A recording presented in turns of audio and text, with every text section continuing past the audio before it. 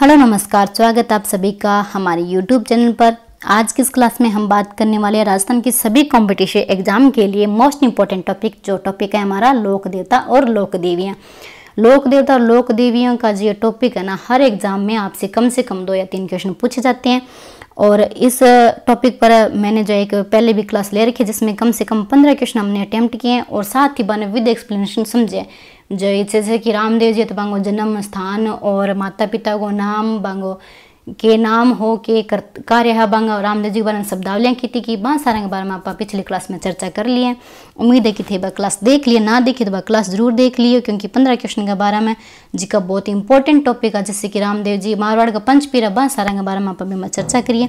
तो next question है हमारे पास तेजा जी के बारे में, जो शुरू कर लेते हैं हम कि तेजा जी का जन्म कहाँ हुआ था। नंबर है खड़नाल नागौर में, नंबर 2 उड़ुकासमेर बाड़मेर में, नंबर 3 बुंडेल नागौर में और नंबर 2 गोगामेड़ी हनुमानगढ़ में। बहुत इंपॉर्टेंट प्रश्न है जिसका थारे एग्जाम में आवेगा ही, तो इन क्लास में ज़्यादा से ज़्यादा शेयर कर दियो। तो तेजा जी का जन्म हम देखते हैं खड़नाल नागौर में हुआ था और 1074 में इनका जन्म हुआ था। और तेजा जी जो है जाट थे, और वो भी किस वंश से पूछा जाता है तो हम बताएंगे नागवंशीय। नागवंशीय जाट थे तेजा जी, थे वो नागवंशीय जाट थे और खड़नाल नागौर में इनका जन्म हुआ था। और पिता जो थे इनके ताहड़ जी थे, पिता जो है ताहड़ जी, और माता का नाम था राजकुंवरी या फिर रामकुंवरी। राज भी आता है और राम भी आता है, राजकुंवरी या फिर रामकुंवरी जो है इनके पिता का नाम था। ये थी तेजा जी के बारे में कुछ एक बातें। और नेक्स्ट हम देख लेते हैं कि जो इनकी पत्नी थी वो थी पेम्मल दे। पेम्मल दे इनकी पत्नी का नाम था, जो कि पनेर के जो रायचंद्र सोढ़ा उनकी पत्नी थी, उनकी बेटी थी। और तेजा जी जो है उस समय लाछा गुजरी थी, जो लाछा गुजरी थी अपने तेजा जी अपने ससुराल गए थे पनेर में, तो वहाँ पर लाछा गुजरी नाम की एक औरत थी, जिसकी जो गायें हैं उनको मेर के मीणा, मेर अब वर्तमान में खटे पड़े हो और बड़े आमेर में, तो मेर के मीणा थे वो उनकी गायों को ले जाती हैं। तो फिर तेजा जी बटा छुड़ान जावे, तो बिंगमा सुरसुरा किशनगढ़ में एक कालियो नाग व सांप हुआ जिको के तेजा जी डस जावे, तो तेजा जी के है शहीद हो जाए, वीर गति ने प्राप्त हो जावे। तो तेजा जी का जो जन्म स्थान हमने देख लिया खड़नाल नागौर में है। और पूछा जाता है कि वह स्थान जहाँ पर तेजा जी को उस कालिया नाग ने, बासक नाग कहते हैं, उसने डसा था, तो वो था सुरसुरा, जो कि अब किशनगढ़ अजमेर में है। ये स्थान जो है सुरसुरा किशनगढ़ अजमेर में है, ठीक है नी। और तेजा जी की मृत्यु की सूचना है बांगी घोड़ी घर आगे सारी बात बताई। और तेजा जी का पुजारी जो है वो तेजा जी के पुजारी किस नाम से जाने जाते हैं, जैसे कि रामदेव जी के बारे में आप कुछ एक शब्दावलियाँ देखी नहीं, रामदेव जी के मान लो रिखिया के व नेजा के, तो इस प्रकार भी तेजा जी के बारे में थोड़ी बहुत एक शब्दावलियाँ हैं। तो पुजारी जो होता है वो कहलाते हैं घोड़ला। पूछ लेते हैं एग्जाम में, प्रश्न बन गया कि घोड़ला क्या है, तो ये है तेजा जी के पुजारी जो कि घोड़ला कहलाते हैं। और तेजा जी की घोड़ी का नाम भी पूछ ले तो घोड़ी का नाम था लिल्लण। तेजा जी की घोड़ी का नाम क्या था, लिल्लण था। और तेजा जी के उपनाम में हम देखें, जैसे कि इनको काड़ा और बाड़ा के देवता भी किया जाए, और कृषि कार्यों को उपकारक देवता किया जाए, और गोरक्षक देवता। ये एग्जाम में पूछा जाता है कि तेजा जी देवता हैं किसके हैं, गाय के हैं, घोड़ों के हैं, बैल के हैं, तो तेजा जी गोरक्षक देवता हैं। और ये जो है तेजा जी के उपनाम थे। और तेजा जी की याद में हमेशा जो पर्वतसर नागौर है ना, वहाँ पर एक पशु मेला बढ़ता है, जो भरा जाता है भाद्रपद शुक्ल दशमी को पर्वतसर नागौर में पशु मेला बढ़ता है। और तेजा जी के जो भोपे होता ना, एक बहुत बड़ी बात है कि तेजा जी का जिका भोपा है नहीं, वो तेजा जी के स्थान जिकन तो चबूतरों का वह बठे पीड़ित व्यक्ति ले जागे गौमूत्र पहला कुल्लो करेगा, और फिर दांता में जी की तेजा जी के नाम की बुबती लगा गए, और फिर सांप को जहर चूसेगा। इनकी बे जो है बठे इन प्रकार को इलाज करें। और एक प्रश्न ये भी बनता है कि तेजा जी पर डाक टिकट जारी हुआ है, कितने रुपए को और किसने किया है, तो तेजा जी पर 5 रुपए का डाक टिकट जारी हुआ था, और वो किया था 2011 में सचिन पायलट ने। तो ये थे कुछ एक फैक्ट जो उम्मीद था ना समझ में आया है अच्छी तरह। तो ज़्यादा से ज़्यादा ये क्लास ना थे शेयर कर दो। नेक्स्ट क्वेश्चन हम देखते हैं कि ददरेवा का जन्म स्थान है। ददरेवा जो है वो किस देवता का जन्म स्थान है, तो हम देखते हैं पाबू जी, गोगा जी, तेजा जी और देवनारायण जी। तो जो ददरेवा है ना, वो गोगा जी का जन्म स्थान है। गोगा जी के बारे में सारी बातें डिटेल से हमने पढ़ ली हैं, पिछली क्लास देख लियो। नेक्स्ट देखते हैं कि निम्नलिखित में से किस लोक देवता को जाहिर पीर भी के नाम से भी पूजा जाता है। महमूद गजनवी ने जाहिर पीर यानी कि प्रत्यक्ष देवता, साक्षात देवता, जो आंखों के सामने दिखाई देने वाले देव होते हैं, वो नाम दिया था महमूद गजनवी ने। किनको? गोगा जी को यह नाम दिया था। नेक्स्ट देख लेते हैं कि बीकानेर के निकट संभराथल को किस लोक देवता ने अपना कर्मस्थल बनाया था? संभराथल को किस लोक देवता ने अपना कर्मस्थल बनाया था? धन्नाजी ने, जाम्बोजी ने, गोगा जी ने और पाबू जी ने। लोक संत थे ये, तो वो थे जाम्बोजी। जाम्बोजी ने विष्णुई संप्रदाय की जो है स्थापना की थी। विष्णुई संप्रदाय को जो है इन्होंने विकसित किया था, और इन्होंने जो है निराकार पर ब्रह्म विष्णु है उनकी उपासना पर बल दिया था। और जो विष्णुई संप्रदाय की प्रमुख पीठ जो हम देखते हैं वो है मुकाम तालवा बीकानेर। कहाँ पे है? मुकाम तालवा बीकानेर में जो है ये इनकी जो है मुख्य पीठ है। और प्राण संरक्षण हेतु बलिदान देने के लिए जो संप्रदाय है वो विष्णुई संप्रदाय को माना जाता है। और इन्होंने जो है मोक्ष प्राप्ति के लिए जो है ईश्वर की आराधना पर बल दिया था। और इसमें जो कुछ 29 नियम दिए थे विष्णुई संप्रदाय ने, 20 और 9 होने के कारण से विष्णुई संप्रदाय कहा जाता है।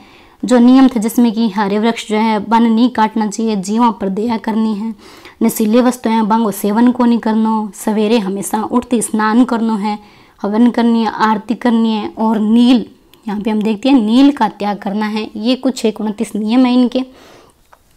तो ये जो है विष्णुई संप्रदाय के बारे में कुछ बातें थी जिन्होंने संभराथल के निकट अपना विशेष स्थान बनाया था, वो थे जाम्बोजी।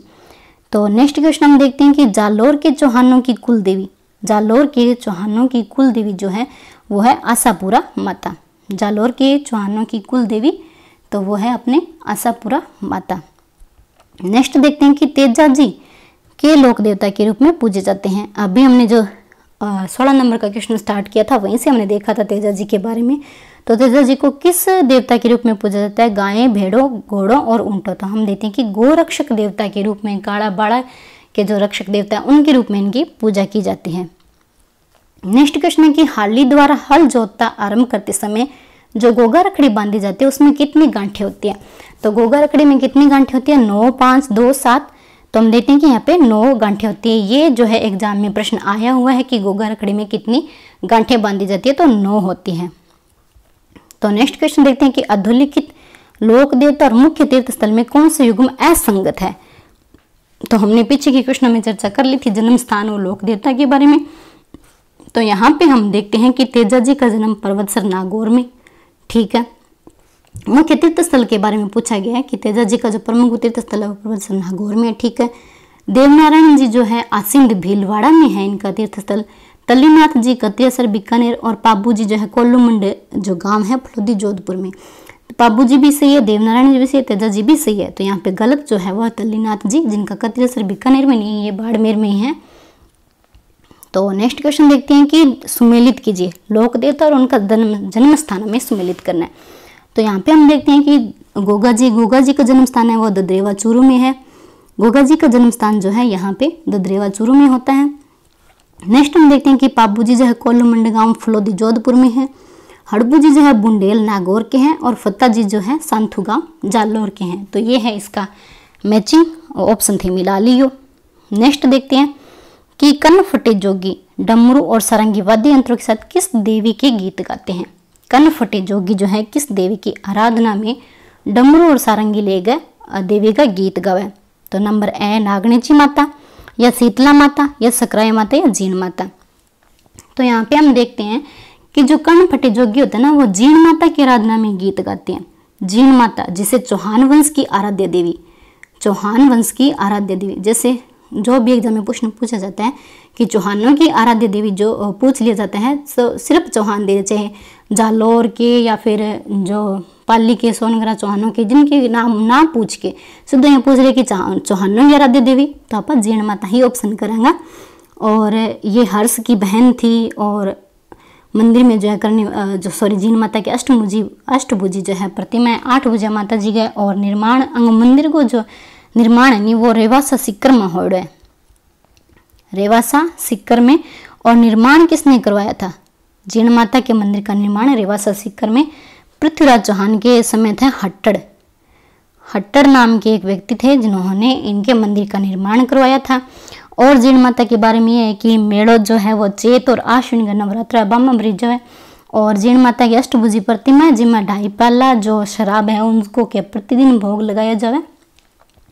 और जीण माता का गीत यानी राजस्थानी साहित्य में जितना भी गीत है वो सबसे लंबे गीत, ये एग्जाम में प्रश्न पूछा गया है और आ भी सकता है कि सबसे लंबे गीत, जैसे कि रामदेव जी के देखते हैं लोक देवताओं में सबसे लंबे रामदेव जी के, और लोक देवी में सबसे लंबे गीत जो है अपने जीण माता के हैं। ठीक है, ये थी जीण माता के बारे में कुछ एक बातें। और जीण माता को जो है भ्रामरी माता भी कहा जाता है, क्योंकि जो कौन था वो औरंगजेब जिन्होंने मंदिर तोड़ाने की बात की थी, तो ये जीण माता के मंदिर में भी वहाँ पे गए थे, तो वहाँ पे माता ने जो है भ्रामरी यानी कि जो मधुमक्खियाँ होती है बाहु रूप लेगा वहाँ पर आक्रमण कर दियो दुश्मन की सेना पर, तो माता को एक नाम भ्रामरी माता भी है। तो ये थी जीण माता की कुछ एक बातें इंपॉर्टेंट जो उम्मीद आपको समझ में आई है, और एग्जाम के लिए भी ये फैक्ट इम्पोर्टेंट है।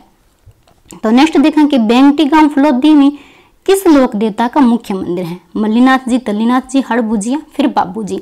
तो बेंगटी गांव फलोदी में जो मुख्य मंदिर है वो है हड़बू जी का, हड़बू जी सांखला और बुंडेल नागौर में इनका जन्म हुआ था। और बेंगटी फलोदी जी की जागीर है बाकणदी राव जोधा दी, क्योंकि हड़बू जी जो है राव जोधा की विपत्ति काल में रक्षा करी और बिना एक तलवार दी। तो ये थी हड़बू जी के बारे में बात। नेक्स्ट क्वेश्चन देखते हैं कि जैसलमेर क्या हो रहा है, ये जैसलमेर के भाटी राजवंश की कुल देवी कौन से? जैसलमेर के भाटी राजवंश की कुल देवी है स्वांगिया माता, आवरी माता, तनोटिया माता या फिर लटियाल माता। तो जैसलमेर के भाटी राजवंश की कुल देवी वो है स्वांगिया माता। और एक सुगन चिड़ी होती है यहाँ पे, सुगन चिड़ी अठा घनी बार आए करे देखी के थे, रंग बिरंगी हुआ बहुत सोहनी सी, तो भी सुगन चिड़ी ने इस स्वांगिया माता को की है एक स्वरूप मान्यो जावे है। तो जैसलमेर के भाटी राजवंश की एक कुल देवी है। तो नेक्स्ट क्वेश्चन देखते हैं कि 4 हाथों वाला लोक देवता किसे कहा जाता है? शेषनाग का अवतार किसे कहा जाता है? तो वो कहा जाता है मल्लीनाथ जी, कल्ला जी, झुंझार जी या फिर फत्ता जी। तो ये 4 हाथों वाले लोक देवता कहा जाता है अपने कल्ला जी राठौड़ को, जो मीराबाई के भतीजे थे रिश्ते में। तो ये सारी इनके बारे में बातें थी। नेक्स्ट क्वेश्चन है कि कुल देवी और जाति, ये भी एग्जाम में प्रश्न बनता है कि कुल देवियां मान लो जैसे कि पूछ रहे हैं आई माता है वो कौन से समाज की कुल देवी थी? तो यहाँ पे हम देखते हैं कि करणी माता, करणी माता तो हमने स्टार्टिंग में 1 नंबर का क्वेश्चन देखा था जिसमें वो चारण समाज की कुल देवी थी। तो करणी माता चारण समाज की कुल देवी है। उसके बाद हम देखते हैं कि जो सकराई माता है, सकराई माता है खंडेल वालों की कुल देवी। आई माता जो है आई और नाई, आई माता जो है नाई जाति की कुल देवी है। और नारायणी माता जो बसती है, नारायणी माता जो है वो है सीरवी जाति की कुल देवी है। तो ये थी कुल देवी के बारे में, हमने ये मिलान कर लिया, ऑप्शन थे मिला लियो। और आज की क्लास को नेक्स्ट क्वेश्चन है कि तेजा जी की पत्नी का नाम क्या था? मेणा दे, नेतल दे, फुलम दे और भैमल दे। मेणा दे तो रामदेव जी की माता को नाम, पत्नी रामदेव जी की नेतल दे जो है रामदेव जी की पत्नी, और फुलम दे और यहाँ पे है पेमल दे। तो पेमल दे जो है तेजा जी की पत्नी थी, जो कि पनेर के रायचंद्र सोडा की पुत्री थी। तो ये थे आज की क्लास के 30 इंपॉर्टेंट क्वेश्चन लोक देवताओं के बारे में, जो एग्जाम में हर बार पूछे जाते हैं और हर बार पूछे जाएंगे। हर एक फैक्ट हमने क्लियर करने की कोशिश की है। उम्मीद है कि थाने बहुत अच्छी तरह समझ में भी आई है। तो ये क्लास ने थे ज़्यादा से ज़्यादा शेयर कर दियो, चैनल सब्सक्राइब ना करे तो सब्सक्राइब कर लियो, और लाइक जरूर कर दियो, और कमेंट करके जरूर बताइए थाने क्लास क्या लगी है। तो लोक देवता के बारे में बहुत सारे और भी क्वेश्चन हैं और भी फैक्ट है जिनके बारे में हम अगली क्लास में चर्चा करेंगे। मिलते हैं नेक्स्ट क्लास में, तब तक के लिए थैंक यू।